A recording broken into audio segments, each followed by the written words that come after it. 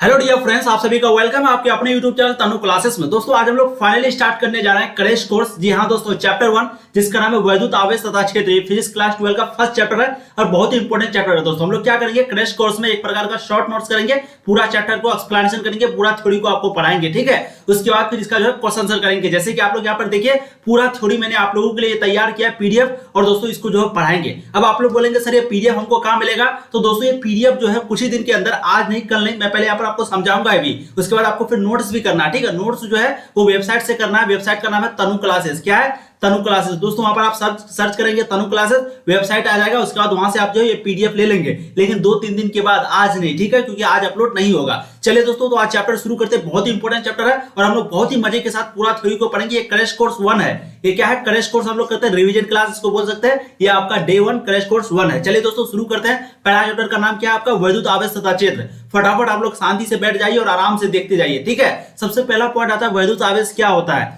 वैद्युत आवेश यानी कि चार्ज क्या होता है? तो किसी पदार्थ का वह गुण जिसके कारण उसमें विद्युत तथा चुंबकीय प्रभाव उत्पन्न होता है, उसे हम लोग विद्युत आवेश कहलाता है, यानी कि कहते हैं। इसे Q से प्रदर्शित करते हैं और यह एक अदिश राशि होता है। 3 पॉइंट ऑब्जेक्टिव में पूछा जाता है कि भाई विद्युत आवेश जो है कौन सी पॉइंट होती है, यानी कि कौन सी राशि होती है? तो ये अदिश राशि होती है, ध्यान रखिएगा, अदिश राशि। और इसको हम लोग Q से डिनोट करते हैं। ठीक है, और वह गुण जिसके कारण उसमें विद्युत और चुंबकीय प्रभाव उत्पन्न होता है, इसी को हम लोग विद्युत आवेश कहते हैं। ठीक है, कौन सा गुण यानी कि विद्युत और चुंबकीय प्रभाव उत्पन्न होगा, उसको हम लोग विद्युत आवेश कहेंगे। ये चीज समझ में आ गया?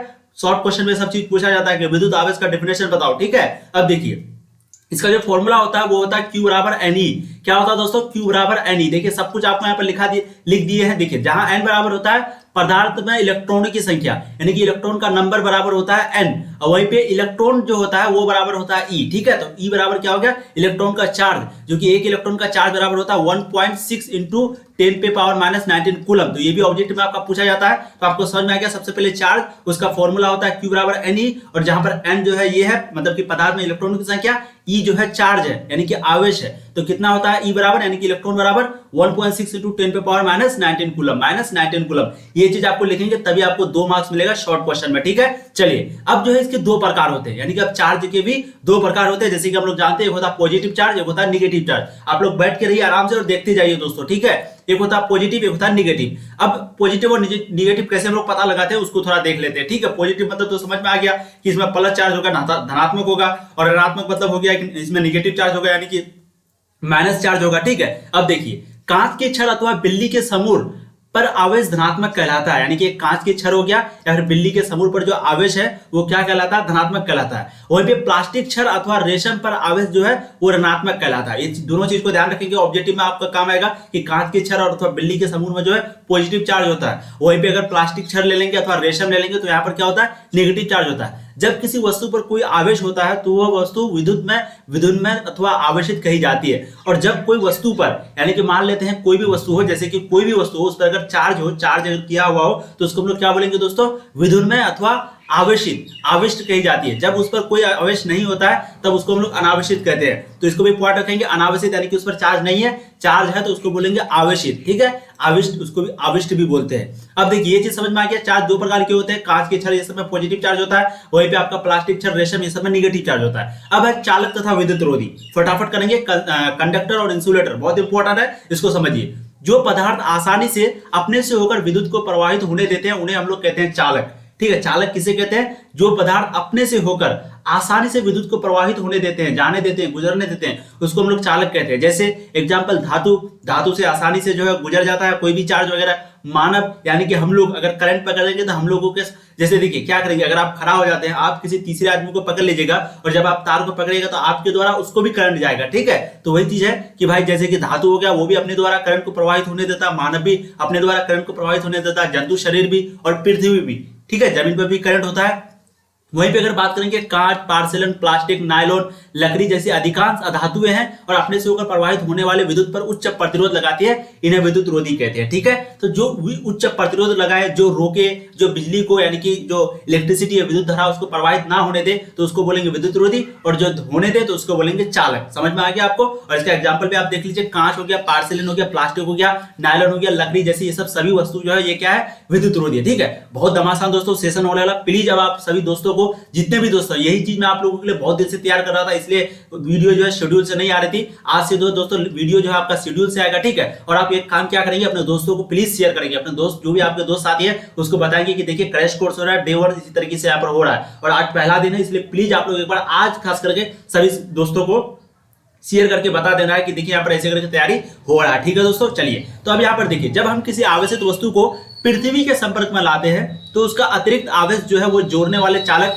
जैसे कि हमारा शरीर हो गया। अब हम लोग करंट को पकड़ेंगे तो हम लोगों के द्वारा करंट कहाँ गया, पृथ्वी पर गया। तो वही है, जब किसी आवेशित वस्तु को हम लोग पृथ्वी के संपर्क में लाएंगे, कांटेक्ट में लाएंगे, तो उसका जो अतिरिक्त आवेश है, जोड़ने वाला चालक जैसे कि हमारा शरीर है, उसमें से होते हुए क्षणित विद्युत धारा उत्पन्न करके भूमि में चला जाता है। और आवेशों के भूमि के साथ बंटन की इस प्रक्रिया को कहते हैं भूसंपर्कन या फिर भूसंपर्कित करना, ठीक है। तो समझ में आ गया आपको भूसंक्रमण किसे कहते हैं, यानी कि विद्युत, जब हम लोग विद्युत धारा को पकड़ते हैं और विद्युत धारा हम लोगों से होकर जमीन पर जाती है, प्रवाहित होती है, इसी प्रक्रिया को जो है, इसी प्रोसेस को हम लोग भूसंपर्कन कहते हैं, ठीक है। अब आगे देखिए, भूसंपर्कन विद्युत परिपथों एवं अनुप्रयुक्तियों की सुरक्षा के लिए की गई एक व्यवस्था है। भूसंपर्कन जो है वो विद्युत परिपथों एवं, जैसे कि आपको अगर पता होगा तो पहले के जमाने में, अभी भी होता है, वो आर्थिन बोलता है, आर्थिन, ठीक है। एक लोहा को गाड़ा जाता था जमीन पे और एक वायर वहां से निकला जाता था, एक मैन लिया जाता था, 2 वायर से बल्ब जलाता था, ठीक है। तो उसको आर्थिन बोलता है, तो वो अभी भी होता है भूसंपर्कन, उसको हम लोग मतलब बोलते हैं, इस साइंस की लैंग्वेज में क्या बोलते हैं, भूसंपर्कन।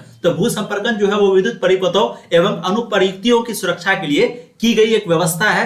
धातु की एक मोटी प्लेट को भूमि में गहराई तक गाड़ा जाता है तथा इस प्लेट में मोटे तारों को निकालकर, इस प्लेट से मोटे तारों को निकालकर भवनों में इन तारों का उपयोग मुख्य आपूर्ति के निकट भूसंपर्कन के लिए किया जाता है। तो वही चीज यहाँ पर है कि भूसंपर्कन में क्या क्या होता है, तो भाई विद्युत परिपथों जो अनुप्रयुक्त सुरक्षा के लिए, यानी कि परिपथ वोल्टेज जो है वो ज्यादा ना हो, ये सब चीज का सुरक्षा के लिए फ्यूज वगैरह कुछ ना हो, तो एक बहुत बड़ी, बहुत अच्छा व्यवस्था, सुरक्षा वाला व्यवस्था है, सेफ वाला व्यवस्था है। और धातु का एक मोटी प्लेट लेता है, धातु का प्लेट जैसे कि लोहा लेंगे या कोई भी चीज लेंगे तो उसको अगर आप जमीन पे गाड़ेंगे, यानी कि गहराई तक गाड़ा जाता है, यानी नीचे में उसको जो है गाड़ा जाता है खोद करके, ठीक है। फिर प्लेट से मोटे तारों को निकालकर, और वो जो तार को, जो लोहा को वहां पर गाड़ा गया जमीन में, वहां से एक मोटा तार को निकलता है, उसी मोटा तार को फिर भवन तक लेके जाता है और फिर जो है करंट वगैरह अच्छे से प्रवाहित होता है, ठीक है। और बहुत इंपॉर्टेंट है भूसंपर्कन। कभी कभी अगर वोल्टेज आप लोगों के घर में ज्यादा हो जाता है तो एक वायर मेन तार से ले लीजिए और एक वायर आप भूसंपर्कन यानी कि आर्थिन से ले लीजिए, ठीक है, लोहा गाड़ के, तो देखिएगा आपका जो है करंट बहुत अच्छा चलने लगेगा, ठीक है। अब देखिए, एक तीसरी श्रेणी होती है जिसे हम लोग अर्धचालक कहते हैं। अब एक चालक हो गया, एक हो गया आपका कुचालक यानी कि प्रतिरोध वगैरह हो गया। अब तीसरा हो जाता है एक अर्धचालक यानी कि आधा चालक, ठीक है। आवेशों की गति में अवरोध उत्पन्न करती है, इस अवरोध का परिमाण चालकों तथा विद्युत रोधियों के मध्यवर्ती होता है। तो ये अर्धचालक मतलब क्या होता है भाई, ये जो है आवेश का जो चार्ज जो होता है उसी के विरुद्ध काम करता है, उसको थोड़ा रोकने का काम करता है। और ये जो अवरोध का जो परिमाण है वो चालक और विद्युत रोधी, ठीक है, चालक और विद्युत रोधी यानी कि कुचालक, ये दोनों के बीच का मान होता है, यानी कि अर्धचालक, ठीक है। अब देखिए प्रेरण द्वारा, बहुत इंपॉर्टेंट है दोस्तों, प्लीज आपको इसको ध्यान से समझना है। ये चीज जितना भी देख रहे थे ये 2 नंबर में आपको 2 मार्क्स में पूछा जाता है, यानी कि शॉर्ट क्वेश्चन में, लघु उत्तरीय प्रश्न में। लेकिन अब जो आ रहा है प्रेरण द्वारा आवेशन, ये बहुत इंपॉर्टेंट है, बहुत इंपॉर्टेंट है, समझिए। चार्जिंग बाय इंडक्शन, ठीक है, प्रेरण द्वारा आवेशन। किसी अनावश्यक वस्तु, एक बार चेक कर ले तो वॉइस जो है वो क्लियर है कि नहीं, कभी कभी हो जाता है वॉइस क्लियर नहीं, चलिए बहुत अच्छी बात है, वॉइस क्लियर है। देखिए, किसी अनावश्यक वस्तु से स्पर्श कराए बिना, यानी कि टच किए बिना, छुए बिना ही अनावश्यक वस्तु को आवेशित करने की विधि को हम लोग कहते हैं प्रेरण द्वारा आवेशन, ठीक है। तो कोई भी वस्तु को बिना छुए उसको चार्ज कर देना, उसी को हम लोग क्या बोलते हैं, उस विधि को क्या बोलते हैं दोस्तों, प्रेरण द्वारा आवेशन। और प्रेरण द्वारा आवेशन विधि में जो है अनावश्यक वस्तु पर आवश्यक वस्तु का विपरीत आवेश उत्पन्न होता है। और प्रेरण द्वारा आवेशन विधि में क्या होता है, जो अनावश्यक वस्तु होता है उस पर आवश्यक वस्तु का विपरीत आवेश उत्पन्न होता है। आवेशित अनावश्यक सब चीज आपको समझ में आ जाएगा, टेंशन मत लीजिए, ठीक है। तो प्रेरण द्वारा आवेशन आपको समझ में आ गया, बिना छुए कोई भी वस्तु हो। अनावश्यक मतलब क्या हुआ, यानी कि चार्जलेस, उसके पास कोई चार्ज नहीं हो, उसको जब हम लोग बिना टच किए, किसी के पास चार्ज नहीं, जैसे कोई मोबाइल फोन है उसमें कोई चार्ज नहीं है, बैटरी पूरा डेड है, पूरा डाउन है, अब उसको हम लोग बिना छुए अगर चार्ज कर देंगे तो वो क्या हो गया, आवेशित हो गया। पहले क्या था, अनावश्यक था, चार्ज नहीं था, तो अब उसको चार्ज कर दिए तो हो गया आवेशित, ठीक है। यही है कि बिना छुए आवेशित कर देना किसी अनावश्यक वस्तु को, वो विधि क्या कहलाता है, वो विधि, वो प्रोसेस क्या कहलाता है, प्रेरण द्वारा आवेशन, चार्जिंग बाय इंडक्शन, ठीक है। आप लोगों को चीजें समझ में आ रही है, एक बार जरूर कमेंट करके बताएंगे, एक प्यारा सा कमेंट। देखिए सबसे पहले अगर यहाँ पर बॉडी में देखेंगे तो ये आपका क्या है दोस्तों, ये आपका है चार्ज, ये क्या है चार्ज, ये क्या है न्यूट्रल बॉडी। तो यह चार्ज जो है दोनों हो सकता है, या माइनस भी हो सकता है प्लस भी हो सकता है। मैंने प्लस लेकर के एग्जांपल दिखाया, आपको माइनस के साथ में अभी बताऊंगा, ठीक है। तो यहाँ पर देखिए मैं लिख दिया हूं कि एक निगेटिवली पॉजिटिवली दोनों चार्ज हो सकता है। यहाँ पर देखेंगे न्यूट्रल बॉडी, न्यूट्रल मतलब क्या होता है दोनों बराबर, यानी कि प्लस माइनस बराबर। देखिए प्लस जितना उतना माइनस है, चाहे नहीं भी हो, लेकिन यहाँ पर ये न्यूट्रल बॉडी है, ठीक है। तो जब हम लोग कोई भी चार्ज को, जैसे कि ये पॉजिटिवली चार्ज है अभी, तो पॉजिटिवली चार्ज को जब हम यहाँ पर लेके आए तो हम लोग जानते हैं कि प्लस प्लस के बीच क्या होता है, हम लोग जानते हैं प्लस प्लस के बीच क्या होता है विकर्षण होता है, यानी कि रिपल्सन होता है। प्लस प्लस एक दूसरे को ढकेलता है, एक दूसरे को ढकेलता है, माइनस माइनस एक दूसरे को ढकेलता है, रिपल्सन होता है। वहीं पे अगर प्लस माइनस आ जाए तो ये एक दूसरे को अट्रैक्ट करता है, आकर्षण करता है। ये चीज आपको समझ में आ गया। प्लस प्लस क्या करता है दोस्तों, ढकेलता है, माइनस माइनस भी एक दूसरे को ढकेलता है। और वहीं पे आपका प्लस माइनस आ जाए तो ये एक दूसरे को खींचता है, एक दूसरे को अट्रैक्ट करता है, ठीक है। तो वही चीज है। तो यहाँ पर एक प्लस चार्ज है, तो प्लस चार्ज को जब हम लोग कोई न्यूट्रल बॉडी के पास लेके आएंगे, यानी कि इस बॉडी के पास लेके आएंगे, तो यहाँ पर क्या होगा, ये प्लस प्लस को क्या करेगा, धकेलेगा, धकेलेगा कि नहीं। तो जब प्लस को धकेलेगा तो प्लस कुछ इस प्रकार हो जाएगा, क्या इमेजिन आप लोग कर सकते हो, कुछ इस प्रकार प्लस होगा, बिल्कुल होगा। और माइनस क्या हो जाएगा, एक तरफ हो जाएगा, क्योंकि प्लस जो है माइनस को अट्रैक्ट करेगा, प्लस माइनस को इधर अट्रैक्ट करेगा और उधर प्लस को धकेलेगा। तो कुछ इस प्रकार माइनस हो जाएगा, कुछ इस प्रकार प्लस हो जाएगा। अब इस प्लस चार्ज को अगर हम लोग किसी अर्थ से, किसी जमीन से वगैरह से अगर हम लोग कनेक्ट कर दे, जैसे कि यहाँ पर आप देखिए हम लोगों ने क्या किया, कनेक्ट कर दिया है, तो ये क्या करेगा, ये प्लस इतना उसको धकेलेगा, इतना धकेलेगा। और ये चार्ज, यानी कि जमीन पर कौन सा चार्ज होता है, माइनस। पृथ्वी पर कौन सा चार्ज होता है दोस्तों, निगेटिव, माइनस, ठीक है। तो ये जमीन जो है वो क्या करेगा, प्लस को किधर खींचने लगेगा। तो देखिए यहाँ पर कुछ इस प्रकार यहाँ पर खींच रहा है, ठीक है। ये माइनस दिया हुआ जमीन, ये भूमि दिया हुआ है, और भूमि जो है इसको खींच रहा है। तो कुछ इस प्रकार यहाँ पर जब ये आ जाएगा, यानी कि प्लस वाला चार्ज जब यहाँ आ जाएगा, तो यहाँ पर अब सिर्फ क्या बचेगा, माइनस। जब यहाँ पर माइनस बचेगा तो हम लोग न्यूट्रल, ये बॉडी जो था मेरा पॉजिटिव चार्ज, इसको पीछे कर देंगे, तो ये क्या चार्ज हो गया, माइनस। क्योंकि प्लस चार्ज जो था, यानी कि न्यूट्रल बॉडी में जो प्लस था वो चले गया आपका जमीन में, पृथ्वी में। आपको समझ में आ गया।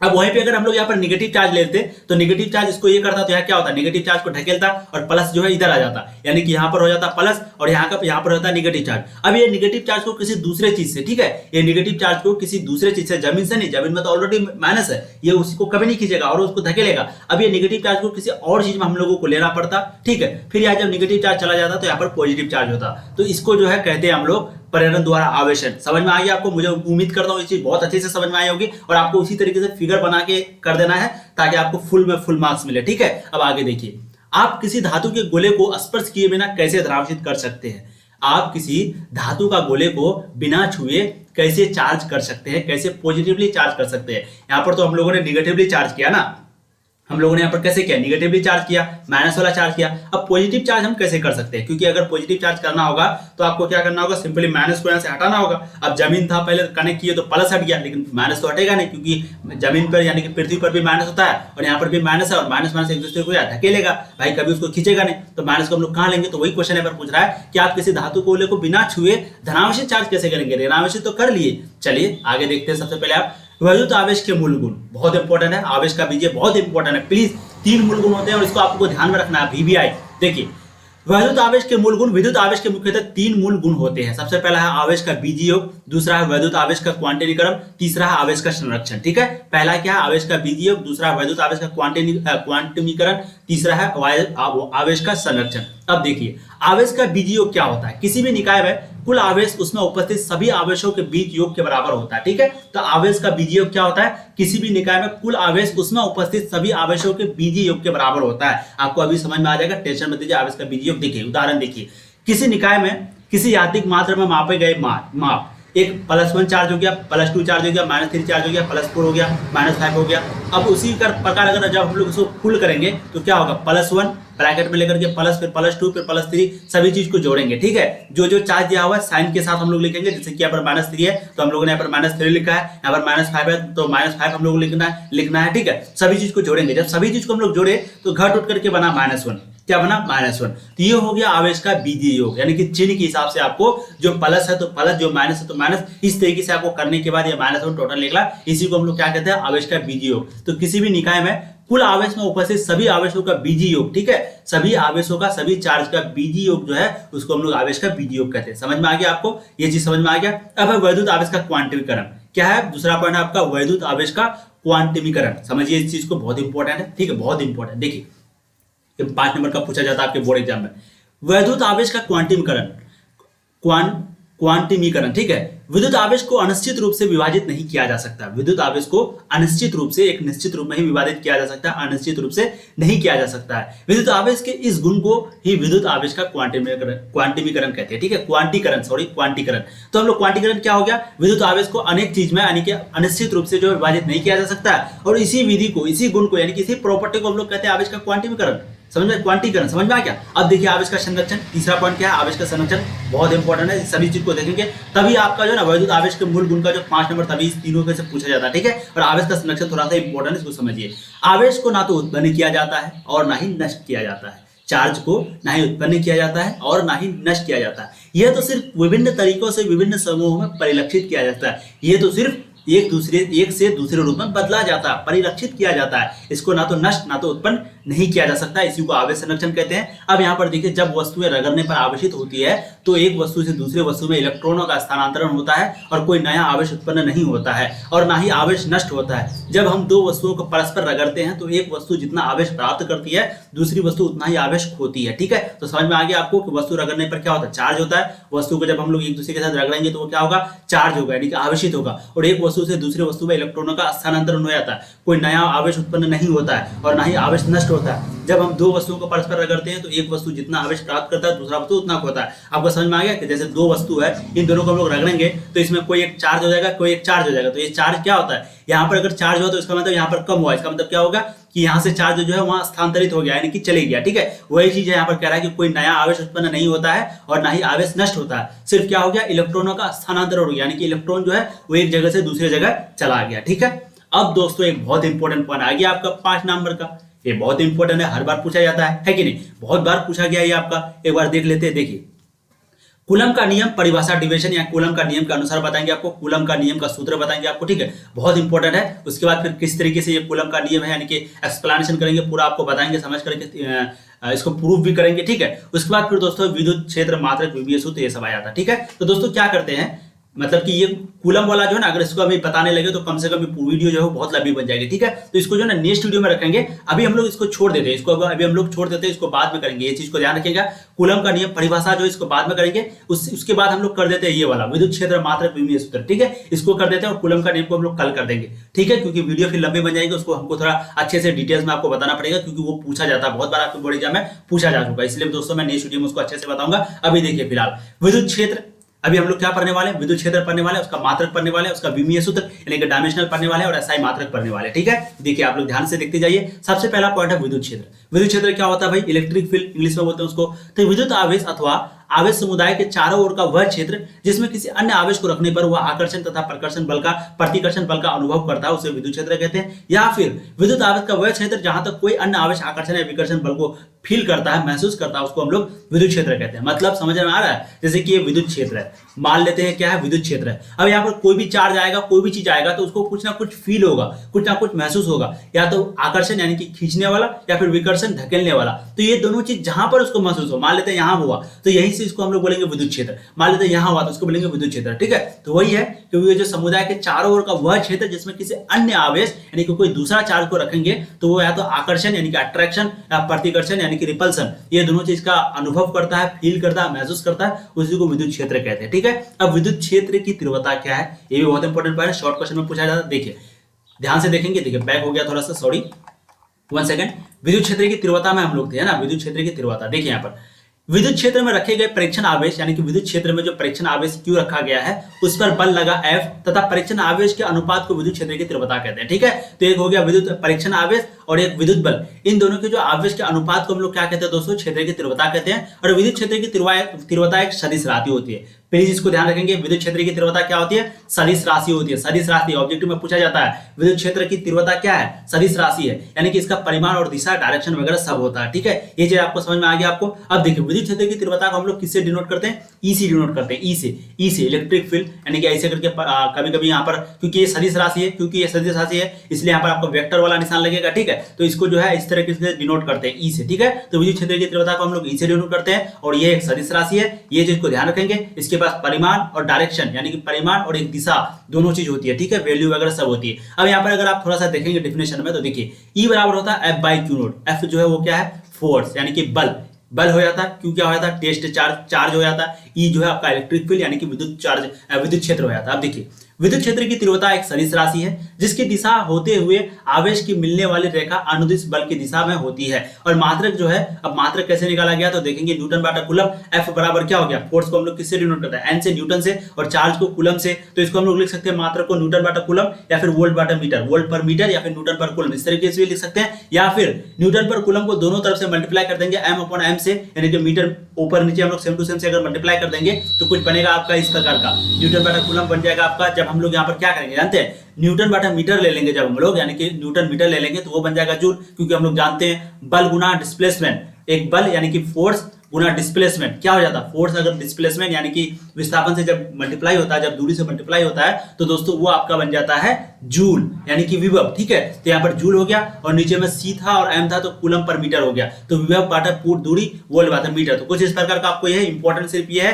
कि विद्युत क्षेत्र का जो है न्यूटन पर कूलम होता है, वोल्ट पर मीटर होता है, यही दोनों चीज को याद रखना है। ठीक है, न्यूटन पर कूलम, वोल्ट पर मीटर। यहाँ पर इसको कैसे निकाला गया वो हम आपको बताएं, पहले तो न्यूटन पर कूलम था, अब उसको ऊपर नीचे एम से मल्टीप्लाई कर दिए, फिर ये होने के बाद फिर आपका वोल्ट बटा मीटर बना। ये चीज आपको समझ में आ गया। अब आगे देखिए विद्युत क्षेत्र की तीव्रता का सूत्र और मात्रक और विमीय सूत्र। सबसे पहले तो विद्युत क्षेत्र समझ में आ गया आपको, फिर विद्युत क्षेत्र की तीव्रता आपको समझ में आ गया, इसको हम लोग ई से प्रदर्शित करते हैं, ये सदिश राशि है। अब अगर आप आगे देखेंगे तो विद्युत क्षेत्र की तीव्रता का सूत्र और मात्रक विमीय सूत्र के बारे में पढ़ते हैं। ठीक है, विद्युत क्षेत्र की तीव्रता का मात्रक ई बराबर होता है एफ बाटा क्यू।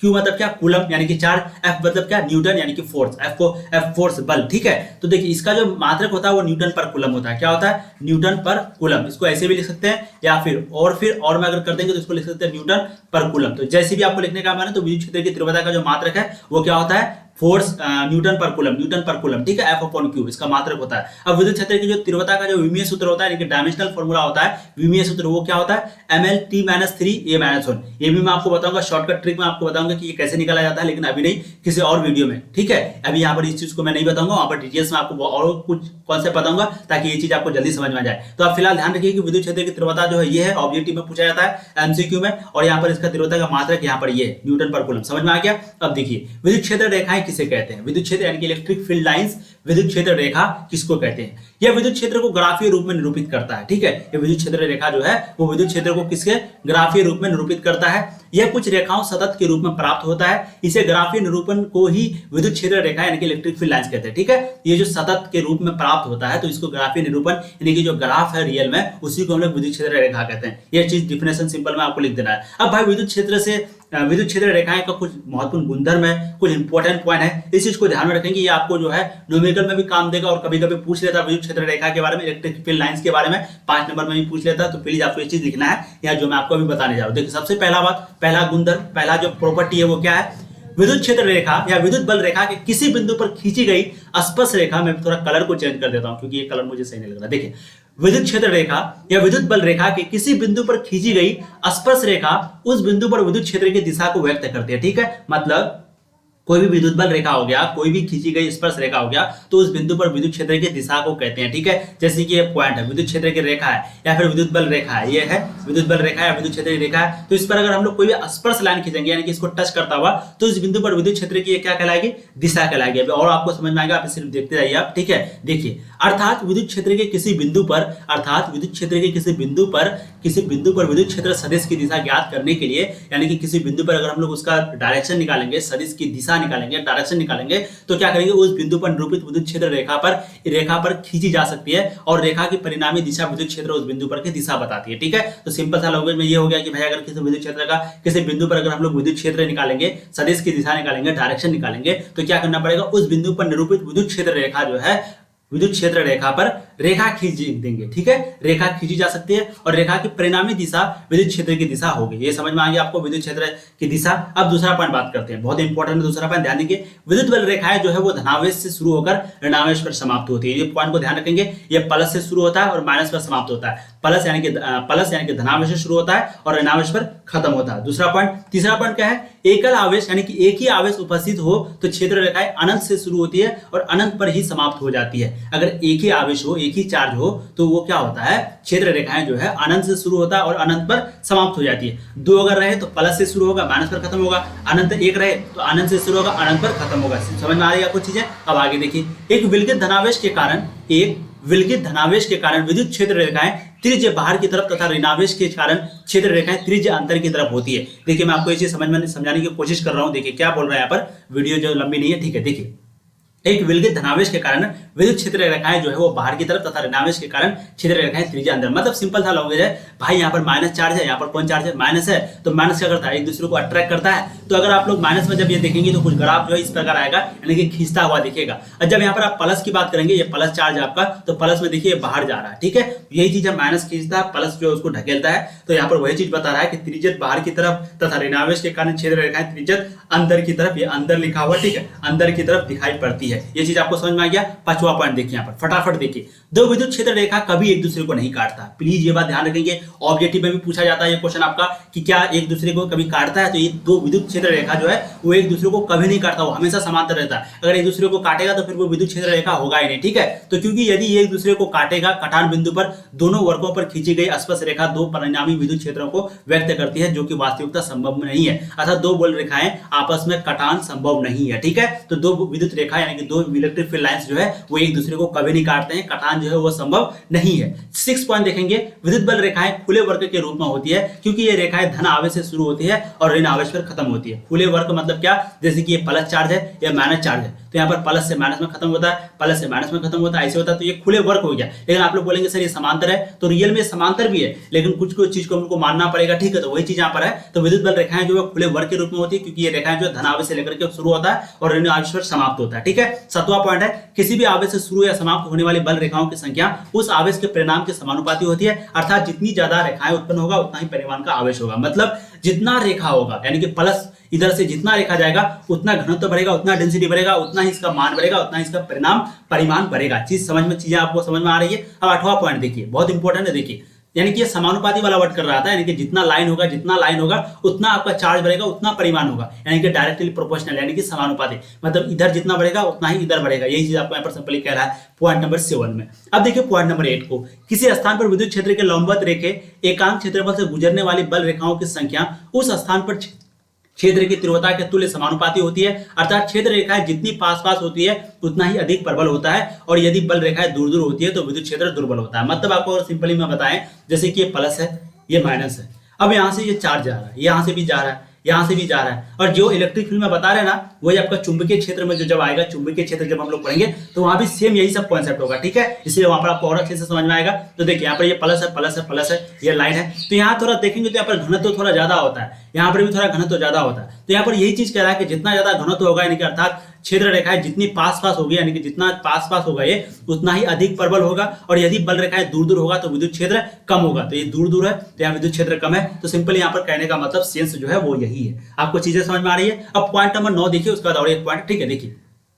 एक क्षेत्र रेखा जिस बिंदु आवेश से प्रारंभ होती है, यानी कि एक क्षेत्र रेखा जो बिंदु आवेश से, जो चार्ज से प्रारंभ होता है, उसी आवेश पर समाप्त कभी नहीं होता है। विद्युत क्षेत्र रेखाएं कभी बंद लूप नहीं बनाती है। मतलब अगर मान लेते हैं प्लस चार्ज से शुरू हुआ, अब आप बोलेंगे ये प्लस से शुरू हुआ, फिर ऐसे करके जाकर के फिर ऐसे करके होगा, यहाँ आ गया, तो ये कभी नहीं होगा, इम्पॉसिबल। क्योंकि अगर ये होगा तो फिर ये विद्युत लूप बनाएगा, यानी कि बंद लूप। ये बंद हुआ ना, ये बंद हुआ कि नहीं, तो बंद लूप जो है एक विद्युत क्षेत्र रेखा कभी नहीं बनाता, ठीक है। तो आवेश से प्रारंभ होती है, उसी आवेश पर समाप्त कभी नहीं होती है, अर्थात ये कभी बंद लूप नहीं बनाते हैं। 10वां पॉइंट देखेंगे, विद्युत बल रेखाएं समविभव पृष्ठीय आवेशित चाल के हमेशा लंबवत होती है। तो दोस्तों देखिए आपको 10 पॉइंट बताया, इसमें से मात्र 5 पॉइंट ही आपको एग्जाम में लिखना है, ठीक है। 5 पॉइंट, सिर्फ 5 पॉइंट विद्युत क्षेत्र रेखा का डेफिनेशन लिख देना है और 5 पॉइंट लिख देना है। मैं आपको बता रहा हूँ 100% आपको 5 मार्क्स को देगा। फिगर जरूर बनाना है, ये फिगर वाला सब बहुत ईजी होता है फिगर, और फिगर में ना मार्क्स बहुत देता है, फिजिक्स में खास करके फिगर में, ठीक है। अब देखिए विद्युत फलक, एक बार चेक कर लेते हैं जो वीडियो कितनी लंबी बन रही है, क्योंकि वीडियो फिर लंबी बन जाए तो दिक्कत हो जाएगी, ठीक है। वीडियो लंबी बनने पर दिक्कत हो जाती है, बच्चे लोग जो है,